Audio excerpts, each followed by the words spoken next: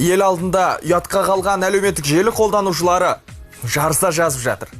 Бұл жолы Алло әнінің орындаушылары фонограмманың кесірінен келеңсіздікке тап болған деседі.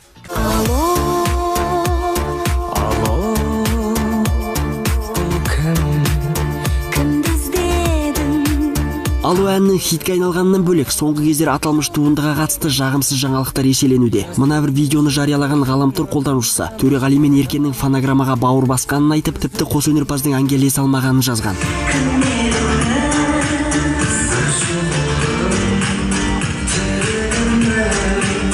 Бұл видеоны көргендер жарыса пікір жазып екі жаққа бөлінген, ал кейбір оқырмандар сәтті шыққан дуэттің бұлғылығын түсіне алмай әлек. Көре алмайтындардың істеген ісі шығар. Фанераға билеу керек еді айтқанша. Монтаж. Егер видео шынайы болса, ұятқа қалыпты. Мұндай жағдай жастардың ғана емес, аға буынның да басынан өтіп тұрады. Ән әлемінде 40 жылға жуық ғұмыры бар. Бағдат Самединованың бір жолы сахнаға өзінен бұрын фонограммасы қосылып кетіп, күлкіге қалған болатын. Келеңсіздікке тап болған әнші айыбын өтеу үшін жанды дауыста өнер көрсетуге мәжбүр болған.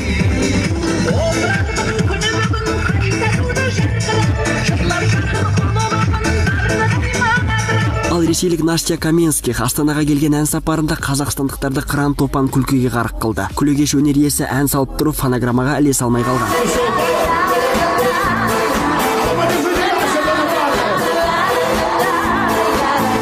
Сәтсіздік Нюшаның басынан жиі өтеді. Бірде тыңдарманның тосын әрекетінен іш киіммен өнер көрсетуге мәжбүр болған әнші екінші бір концертінде фонограмманың кесірінен келеңсіздікке тап болды. Бастапқыда бәрі тамаша еді, алайда мынадай оқиғаны бастан кешті.